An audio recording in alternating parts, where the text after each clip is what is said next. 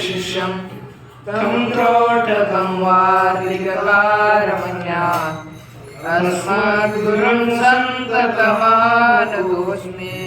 श्रुतिस्मृतिपुराणानाम् आलयं करुणालयं नमामि भगवत्पादं शङ्करं लोकशङ्करं।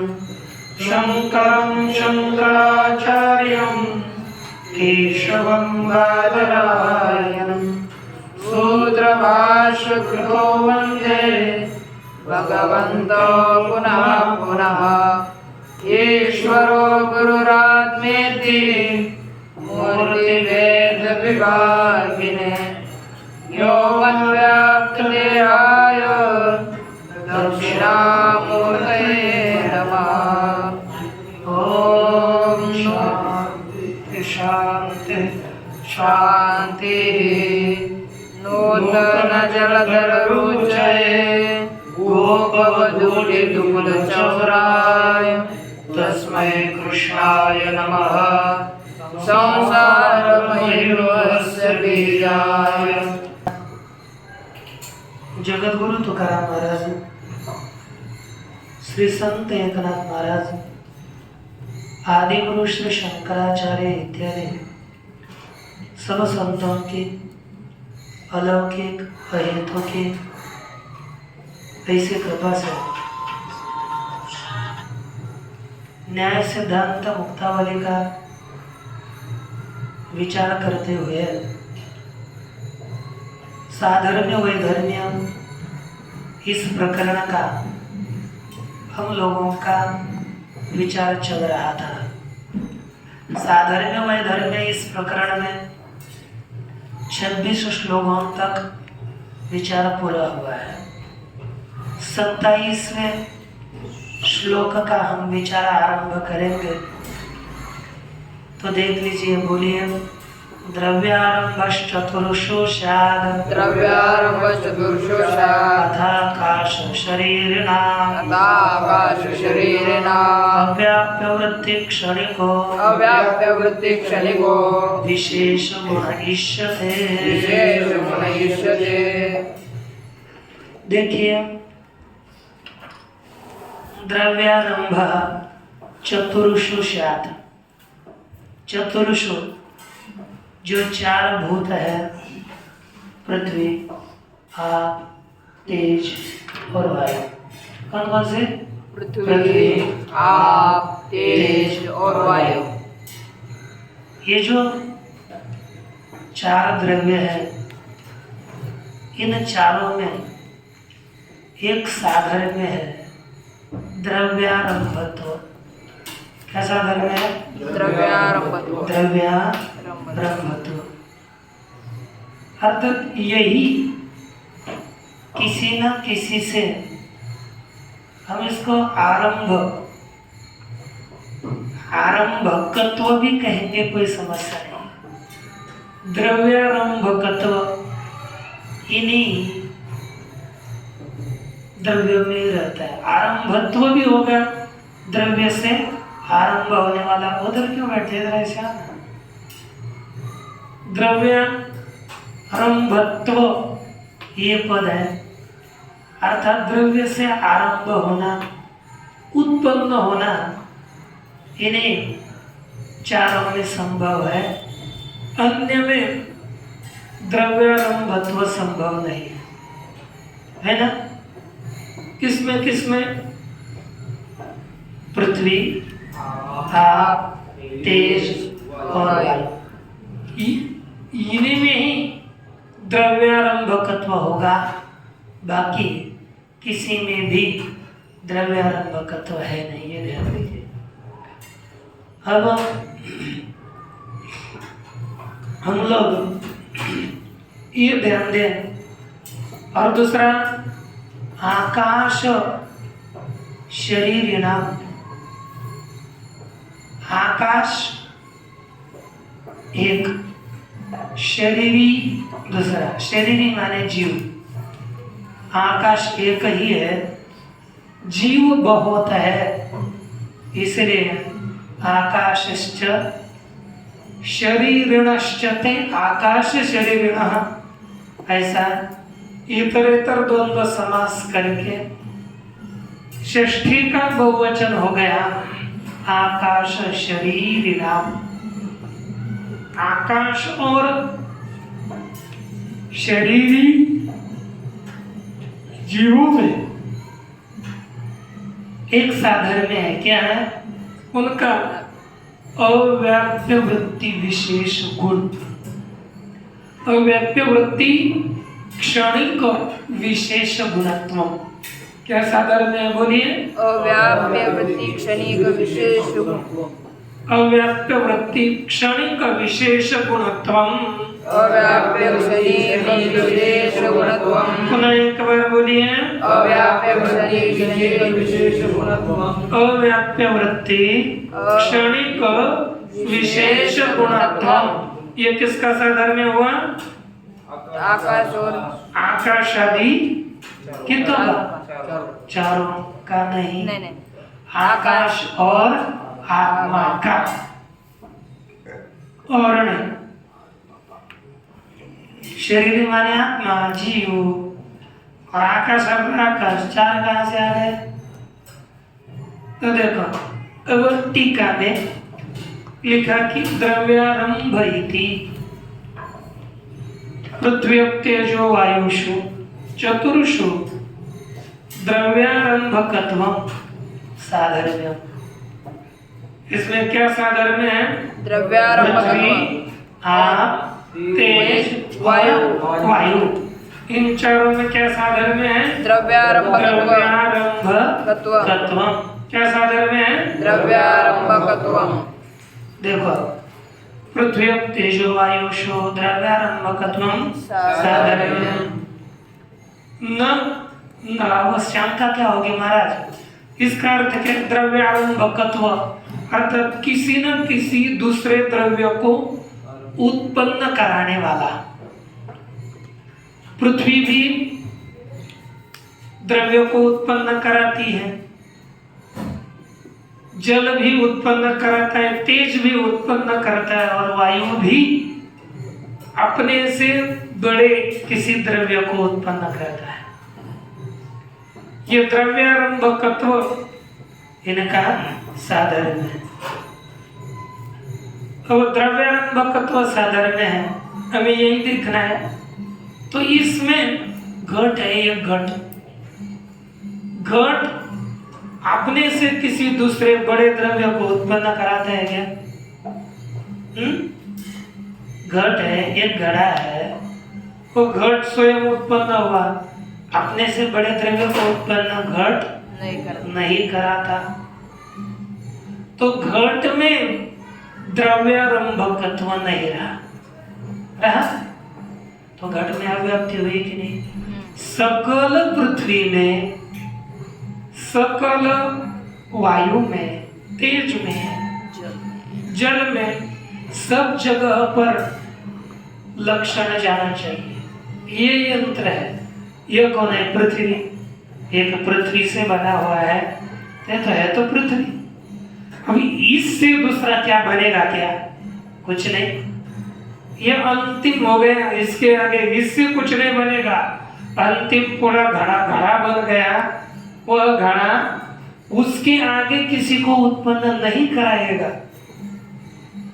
तो द्रव्यारंभकत्व, द्रव्य जनकत्व समझ लीजिए, द्रव्य जनकत्व इनमें नहीं रहा तो लक्षण अव्याप्त होगा। जाना चाहिए था, नहीं गया, है ना? इधर जाना चाहिए था लेकिन नहीं गया, तो क्या हो गया?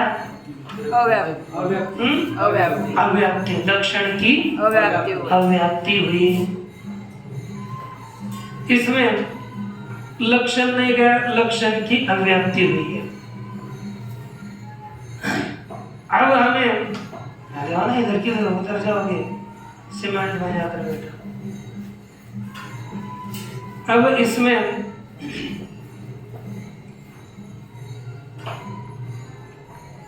अब हम घड़े में लक्षण नहीं गया तो जाना चाहिए। कुछ लक्षण जाति घटित करने जा रहे हैं। क्या कहते हैं लक्षण?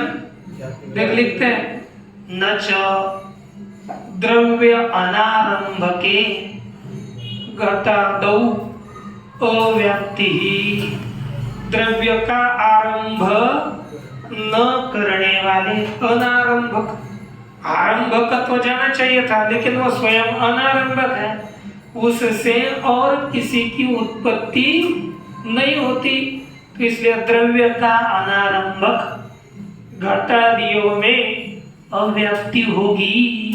अब ये पड़ा है, इससे किसका आरंभ होगा क्या? नहीं। हाँ, तो इस ये द्रव्य का अनारंभक हो गया ना, अपने से और किसी को उत्पन्न नहीं कराएगा, तो इसमें क्या हो गई? अव्याप्ति ही। कहते किसमें अव्याप्ति होगी? तो कहते अव्याप्ति नहीं होती, ऐसा नहीं करना चाहिए। क्यों? हमारी विवक्षा समझो, कभी भी श्रोता अपने हिसाब से वक्ता का सुन करके मनगढ़ंत बातें बनाएगा और वक्ता को दोष देगा, तो वक्ता की चूक थोड़ी है। उस श्रोता को वक्ता क्या कहना चाह रहा है यह समझ में नहीं आ रहा। श्रोता को वक्ता क्या बोल रहा है यह समझ नहीं आ रहा, तो श्रोता का दोष है, वक्ता का नहीं। तो इसलिए कहते हैं तुझे समझ में नहीं आ रहा, हम बताते हैं कि हमको क्या कहना है। द्रव्यारंभकत्व का अर्थ हम बताते हैं क्या है, तो कहा द्रव्य समवायी कारण वृत्ति द्रव्यत्व व्याप्य जाति मत्वस्य विवक्षितत्वात्। क्या लिखा है बोलिए? द्रव्य समवाय कारण वृत्ति द्रव्यत्व व्याप्य जाति मत्वस्य विवक्षितत्वात्। पुनः बोलिए, द्रव्य समवाय कारण वृत्ति द्रव्यत्व व्याप्य जाति मत्वस्य विवक्षितत्वात्। हमें ये लक्षण चाहिए, द्रव्य समवाय कारण वृत्ति द्रव्यत्व व्याप्य जाति मत्वम, इतना लक्षण हमें बुद्धि में रखना है। ध्यान दीजिए, लक्षण क्या हो गया? द्रव्य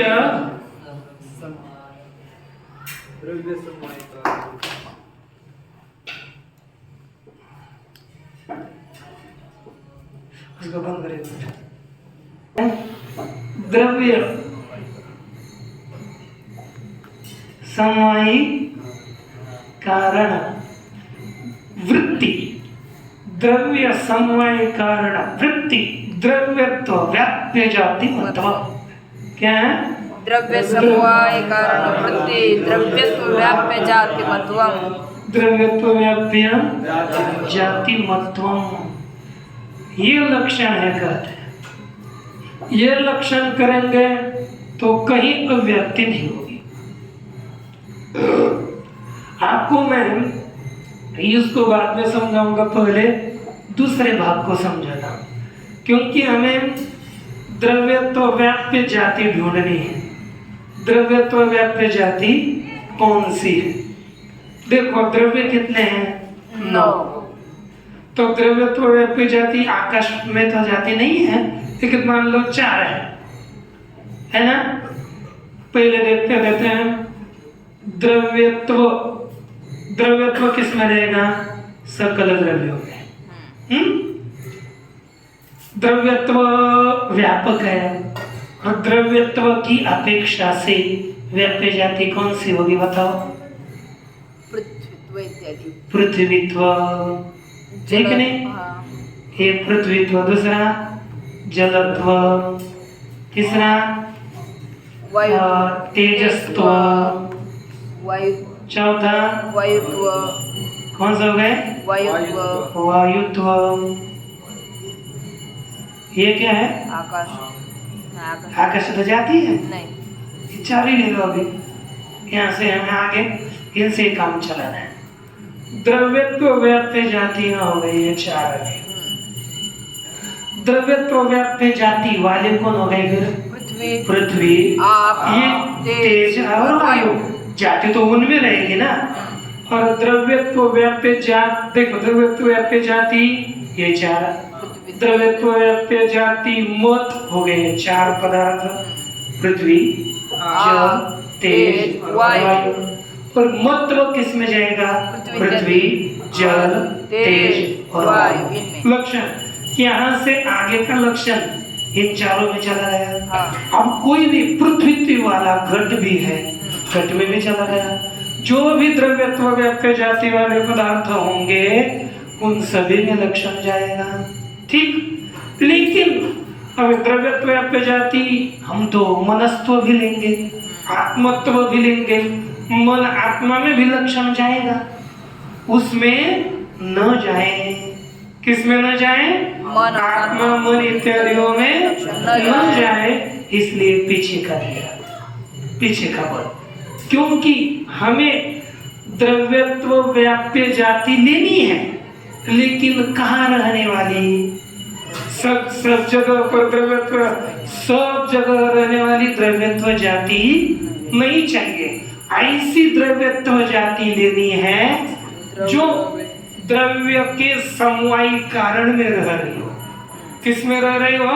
द्रव्य के समवाय कारण। द्रव्य है ना, जैसे द्रव्य हो गया घट द्रव्य। ये हम द्रव्य कौन सा ले लेंगे? घट द्रव्य ले लेंगे। तो घट रूप द्रव्य है, इसका समवाय कारण कौन होगा? कपाल। ये हो गया घट। घट किससे बनता है? कपाल। ऊपर का है कपाल और नीचे का है कपाल। कपाल लेकिन कपाल तो हो गया, है कि नहीं? देखो, द्रव्य समवायी द्रव्य घट, उसका समवाय कारण कपाल। उसमें रहने वाली द्रव्यत्व प्रजाति कौन सी है? बोलिए। पृथ्वीत्व। क्यों कौन सी है? पृथ्वीत्व। एक मिनट, थोड़ा आ गया द्रव्य, द्रव्य हो गया घट, द्रव्य का समवायी कारण हो गया कपाल। उसमें रहने वाली, अब कपाल में कौन सी जाति रहती है? बोले द्रव्यत्व व्याप्य जाति। कपाल कौन सा द्रव्य है? पृथ्वी। पृथ्वी है ना? तो उसमें कौन सी जाति रहती है? द्रव्य पृथ्वीत्व। तो पृथ्वीत्व वाला कौन हो गया? सकल पृथ्वी। घट भी हुआ, सकल हो गया, और सभी पृथ्वी में लक्षण चला गया। ऐसे ही जल का जो कार्य होगा उसमें पकड़ लीजिए, जल के लिए कार्य होगा, हम ले लेते हैं जल का त्रिणुक, ऐसा कर लेते हैं। जल का कार्य बर्फ है ना, जल का कार्य बर्फ, उसका कार्य है पानी, जल, है कि नहीं? ये हो गया द्रव्य, उसका समवायकरण का जल, है ना? जल में रहने वाली द्रव्यत्व प्रजाति कौन सी है? जलत्व। जलत्व वाला कौन हो गया? सकल जल।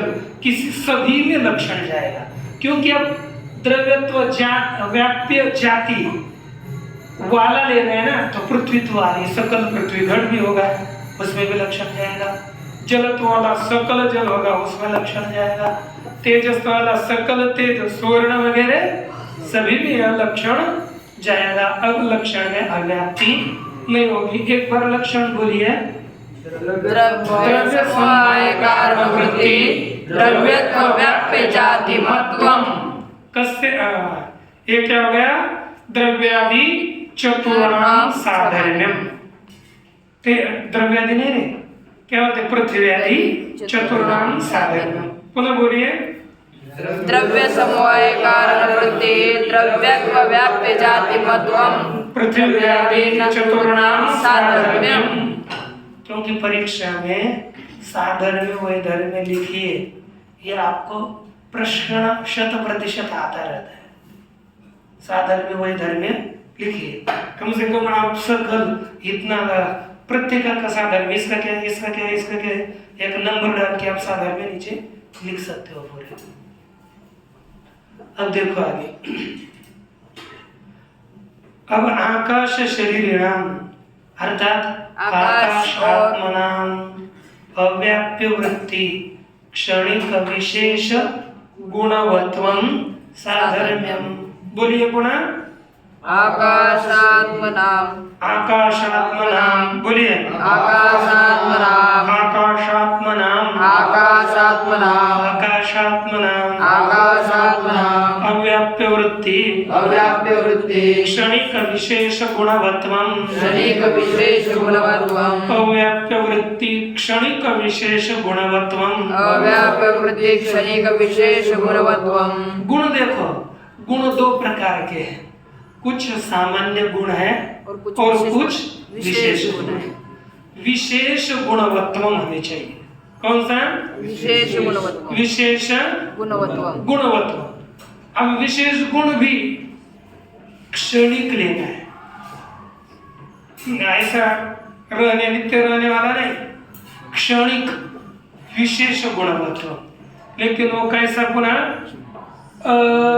गुण में तीन विशेषण समझ लीजिए, एक विशेष, दूसरा क्षणिक और तीसरा अव्याप्य वृत्ति। कौन कौन से? अव्याप्य वृत्ति, क्षणिक और विशेष। बोलिए अव्याप्य वृत्ति क्षणिक और विशेष। ये तीनों को लगातार बोलिए, अव्याप्य वृत्ति क्षणिक विशेष। आगे गुण जोड़िए, गुण पुनः बोलिए अव्याप्य वृत्ति क्षणिक विशेष गुण और वत्वम जोड़िए आगे, अव्याप्य वृत्ति क्षणिक विशेष गुणवत्वम्। पुनः बोलिए अव्याप्य वृत्ति क्षणिक विशेष गुणवत्वम्। जब पढ़ाते हैं ना तब पुस्तक में पढ़कर नहीं बोलना चाहिए। मैं बता रहा हूँ आगे कि ध्यान में रखिए तो बुद्धि में रहेगा, पढ़ने पर बुद्धि में कंठस्थ नहीं होता। नहीं तो फिर तुरंत बोलने के लिए पूछेंगे तो फिर कहाँ गया, इधर उधर हो जाता है। इसलिए ध्यान से ध्यान। अब देखो अव्याप्य वृत्ति क्षणिक विशेष गुणवत्वम्। ये आकाश और ये आकाश और आत्मा का साधर्म्य है। देख दीजिए, आकाश और आत्मा का क्या साधर्म्य है? अव्याप्य वृत्ति क्षणिक विशेष गुणवत्वम्। अव्याप्य वृत्ति वृत्ति क्षणिक विशेष गुणवत्वम्। क्षणिक विशेष गुणवत्वम्। गुणवत्वम्। अव्याप्य वृत्ति क्षणिक विशेष गुणवत्वम्। ये आकाश और आत्मा, इनमें समान धर्म कौन सा है? कहते यही समान धर्म है। यह आत्मा भी रहता है और आकाश में भी रहता है। तो देखो आकाश का विशेष गुण, पहले देखो आकाश से विशेष गुण शब्द। आकाश का विशेष गुण कौन सा है? शब्द है ना। अच्छा, सच अव्याप्य वृत्ति ही आकाश का जो शब्द गुण है, समझ लो इतना बड़ा आकाश है। आकाश का जो शब्द गुण उत्पन्न होगा, यहाँ उत्पन्न होगा तो इधर ही रहेगा, सकल फैले के जाएगा तो इधर ज्यादा यहाँ तक आएगा, सब जगह पर थोड़ा ही आता है। हम यहाँ पर बोल रहे हैं, ये मेरा शब्द उत्पन्न हुआ, यहाँ से ज्यादा आकाश में फैलेगा भी, कहाँ तक जाएगा? 1 किलोमीटर, उतना भी नहीं जाता, आधा किलोमीटर जाएगा, उसके आगे नहीं। अर्थात ये जो व्याप्य वृत्ति शब्द का अर्थ है, सब व्याप्य माने व्याप्त करून मराठी में ले बनतव्य है ना, वी आप धातु है और ये जोड़ दिया हमने व्याप्य, और सब तो व्याप्त करके है ना। वृत्ति सबको व्याप्त करके रहने वाला, उसे करेंगे व्याप्य वृत्ति, और सबको व्याप्त करके न रहने वाला वो अव्याप्य वृत्ति। शब्द देखो, शब्द इधर उत्पन्न हुआ तो इधर ही रहा, इस पूरे आकाश में जो रहेगा वो व्याप्य वृत्ति होगा, पूरे आकाश में नहीं रहेगा वह अव्याप्य वृत्ति। यह जो शब्द है कैसा है? अव्याप्य वृत्ति है। शब्द हो गया अव्याप्य वृत्ति, और आकाश का विशेष गुण भी शब्द ही है। ठीक हो गया ना। और देखो क्षणिक है, शब्द कैसा है? क्षणिक। देखो मैं बोल रहा हूँ राम, सुन रहे हो अभी? कहा क्या सुन रहे हो? देखो गया हूँ। राम तो बोला तभी गया कि बोलते हाँ सुन रहे हैं, क्या पत्थर सुन रहे हो? है ना? कि राम पर मैंने बोले सुन रहे हो वर्तमान काल, भूतकाल पहले सुना हुआ था नहीं। अभी एक बार राम बोल दिया तुरंत वह शब्द नष्ट होता है, क्षण भर रहता है, बाद में शब्द सुनाई नहीं देता। क्या देता है? नहीं। अर्थात वो क्षणिक भी है। ठीक हो गए ना? ये क्षणिक। देखो ये शब्द विषय आकाश का शब्द गुण, ये विशेष गुण है। अव्याप्य वृत्ति है क्योंकि यहाँ ही रहता है, पूरे आकाश में नहीं रहता, और क्षणिक भी है।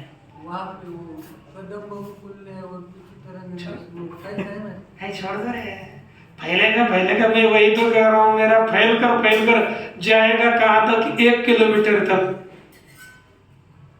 तेरे घर वालों को बोलना होगा ना, हम तो टेलीफोन लेने की आवश्यकता नहीं थे, पापा तो उधर से आवाज करते हैं बेटा, ऐसा थोड़े होता है। जाएगा तो जाएगा, कहाँ तक फैलेगा? बाद में तो नष्ट हो जाएगा ना।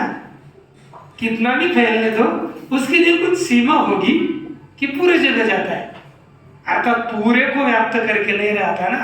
मैं तो इसलिए पहले कहा ज्यादा जाता जाएगा 1 किलोमीटर, जाता नहीं लेकिन मानेंगे जाता है। इसलिए वो व्याप्य वृत्ति नहीं है, ठीक ना? वो कैसा है? अव्याप्य वृत्ति है। सब जगह पर रहने वाला पदार्थ वो व्याप्य वृत्ति, और कहीं कहीं रहने वाला अव्याप्य वृत्ति है। ठीक? अच्छा, वही लिख रहे हैं आकाशस्य विशेष गुणः शब्दः सच अव्याप्य वृत्ति। क्यों अव्याप्य वृत्ति? देखो यदा किंचित अवच्छेदेन शब्द उत्पद्यते, जब इस अवच्छेद में हमारे यहाँ पर ही, इस अवच्छेद में, इस स्थान में ही हमारा शब्द उत्पन्न होता है, तदा अन्यावच्छेदेन, इसी काल में मेरे शब्द का अभाव 1 किलोमीटर में होगा कि नहीं? अभी ऊपर कोई छत पर जाएगा तो मेरा शब्द ऊपर छत पर भी सुनाई नहीं देगा, तो वहां पर शब्द का अभाव हो गया कि नहीं? तो देखो तदा अन्यावच्छेदेन, अन्य देशावच्छेदेन, अन्य देश में तद अभावस्यापि सत्वात्, उसी शब्द का अभाव भी है। अर्थात एक ही पदार्थ एक ही स्थान में, एक ही आकाश में कहीं पर है और कहीं पर नहीं है।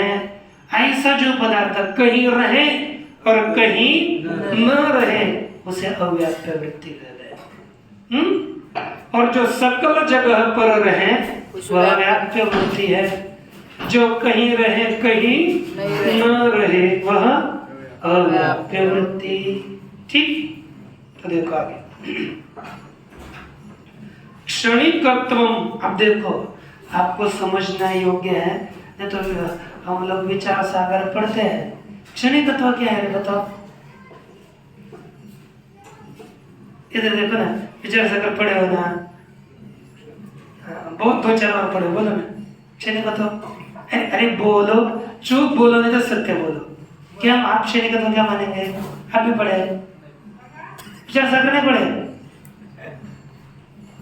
आप पढ़ो क्या है क्षणिकत्व? हाँ नहीं, उस विचार सागर में आपने कुछ पढ़ा होगा। पहले क्षण में उत्पत्ति, दूसरे क्षण में स्थिति और तीसरे क्षण में नाश। हाँ, ये क्या क्षणिकत्व है? ये बौद्ध मत का है। ये ऐसा ही होता है, चूक हो जाता है। फिर हमने बहुत बार पढ़ा सुना इधर उधर, लेकिन ये चूक है। देखो क्षणिकत्व 2 मत का है। एक बौद्धों का क्षणिकत्व अलग है और न्याय का क्षणिकत्व अलग है। न्याय अपने हिसाब से अलग बोलता है, क्योंकि सबका मत एक जैसा नहीं होता। हमें झगड़ा करने की आवश्यकता नहीं है, उनका वैसा मत है, इनका वैसा मत है। हमें समझना है कौन क्या बोलता है। तो न्याय का लिखा, यहाँ पर लिखा है न्याय का क्षणिकत्व। क्षणिकत्वंच तृतीय क्षणवृत्ति ध्वंस प्रतियोगित्वम। बोलिए। क्षणिकत्वंच तृतीय क्षणवृत्ति ध्वंस प्रतियोगित्वम। बोलिए। तृतीय क्षण प्रतियोगी, तृतीय क्षणवृत्ति ध्वंस तृतीय क्षण प्रतियोगी, तृतीय क्षण प्रतियोगी ध्वंस प्रतियोगित्वम, ध्वंस प्रतियोगित्वम, ध्वंस प्रतियोगित्वम, ध्वंस प्रतियोगित्वम। तृतीय क्षण वृत्ति, तृतीय क्षण वृत्ति, तृतीय क्षण वृत्ति तृतीय क्षणवृत्ति ध्वंस प्रतियोगित्वम, ध्वंस प्रतियोगित्वम। तृतीय क्षण वृत्ति, तृतीय क्षणवृत्ति, तृतीय क्षण वृत्ति तृतीय क्षणवृत्ति ध्वंस प्रतियोगित्वम, ध्वंस प्रतियोगित्वम। देखो तृतीय ये न्याय का मत है। समझो एक पदार्थ है, वो पहले क्षण में उत्पन्न होगा, एक क्षण में उत्पन्न, दूसरे क्षण में स्थिति, वो स्थित रहेगा, तीसरी क्षण में ध्वंस होगा। ध्वंस माने नाश। ये न्याय का है। मुझे कोई भी पदार्थ नहीं, इनके जो क्षणिक पदार्थ है, सकल जगत के पदार्थ क्षणिक नहीं है, उसके कुछ पदार्थ क्षणिक है। तो कुछ पदार्थ पहले क्षण में उत्पन्न होंगे, द्वितीय क्षण में रहेंगे और तीसरे क्षण में नष्ट होंगे। इसलिए देखो तृतीय क्षण हो गया, तीसरा क्षण, तृतीय क्षण में रहने वाला कौन? ध्वंस। तीसरे क्षण में रहने वाला कौन? ध्वंस। उस ध्वंस का प्रतियोगी कौन हो गया? उनका पदार्थ। क्योंकि जो पदार्थ है, पदार्थ शब्द, समझो शब्द है, शब्द उत्पन्न पहले क्षण में उत्पन्न हुआ, दूसरे क्षण में रहा और तीसरे क्षण में नष्ट हो गया। तो नाश का प्रतियोगी कौन हो गया? शब्द। जिसका नाश होगा वही प्रतियोगी होगा। तो तृतीय क्षण वृत्ति ध्वंस प्रतियोगी कौन हुआ? शब्द। कौन हुआ? शब्द। तो तृतीय क्षण वृत्ति ध्वंस प्रतियोगित्व किसमें चला गया? शब्द में। तो यही न्याय का क्षणिकत्व है। बौद्धों का क्षणिकत्व अलग है। बौद्धों का है द्वितीय क्षण वृत्ति, द्वितीय क्षणवृत्ति, क्षणवृत्ति क्ष हो गया, द्वितीय क्षणवृत्ति ध्वंस प्रतियोगित्व। ये बौद्धों का मत है, इसलिए हमें समझना चाहिए बौद्धों के मत में पहले क्षण में कोई भी पदार्थ उत्पन्न होता है और दूसरे क्षण में उसका ध्वंस होता है। दूसरे क्षण में नष्ट, उत्पन्न हुआ नहीं कि नष्ट होना, रहता ही नहीं, उत्पन्न नष्ट, उत्पन्न नष्ट, उसकी स्थिति है ही नहीं। बौद्ध का मत इतना विचित्र है, रहता ही नहीं है, रहेगा तब कहीं आगे चलेगा। उनका आत्मा भी वैसा ही है, उत्पन्न आत्मा माने बुद्धि, उनका आत्मा थोड़े अपने जैसे हम आत्मा बाहर बोलते हो नहीं, उनकी आत्मा बुद्धि ही है। उत्पन्न होता है, नष्ट होता है, उत्पन्न होता है, नष्ट होता है, ये पता नहीं चलता। अभी पहले क्षण में आत्मा ने जो पढ़ा, दूसरे क्षण में याद कैसे रहा? क्योंकि पहला आत्मा मर गया और दूसरा उत्पन्न हो गया। दूसरे को कैसे पता चलता है? ये बौद्धों को ही पता है ना। ये विचित्र मत है उनका, लेकिन वो बोलते हैं, कोई प्रसंख्यान वगैरह बताते रहते हैं, लेकिन वो कभी उनका मत सुसंगत हो ही नहीं पाता, इतना विचित्र होता है। तो द्वितीय इस तरह से न्याय में लिखा, क्षणिकत्वंच तृतीय क्षण वृत्ति है ना, तृतीय क्षण में रहने वाले ध्वंस का माने नाश का प्रतियोगी, प्रतियोगी अर्थात विरोधी, नाश का विरोधी वो स्वयं पदार्थ होगा। और आगे देखो, योग्य विभु विशेष गुणानाम स्वोत्तरवर्ती विशेष गुण नाश्यत्वात् प्रथमस्य द्वितीय शब्देन नाशः। इतनी पंक्तियां आज लेंगे, बाद में कल देखेंगे। देखो ये नियम कंठस्थ करने योग्य, इतना लक्षण ये आगे का भी, क्योंकि कभी भी काम देता है। योग्य विभू विशेष गुणानाम स्वोत्तरवर्ती विशेष गुण नाश्यत्व नियमा, नाश्यत्व क्या नाश्यत्व नियमा। अब ये देखो योग्य विभू विशेष गुण किसके गुण है? किसके गुण है? विभू के। किसके गुण है? विभू के। लेकिन कैसा गुण? योग्य विभू का विशेष गुण। योग्य विभू का विशेष गुण। समझ लो, योग्य गुण है, विभू का गुण है। विभू दोनों समझो, आकाश आत्मा। योग्य विभू के विशेष गुण, उनका नाश कौन करेगा? उसके तुरंत बाद होने वाला वो पिछले का नाश करता है। समझो, अच्छा ये पहला शब्द उत्पन्न हुआ, ठीक, इसके बाद उत्पन्न हुआ दूसरा शब्द,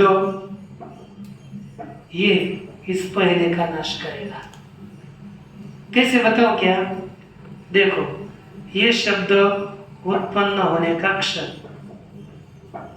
पहला उत्पन्न हुआ, दूसरे में शब्द रहा, यही शब्द यहां तक, इधर बस उत्पन्न हुआ है, स्थिति यहां बनी है क्या ना?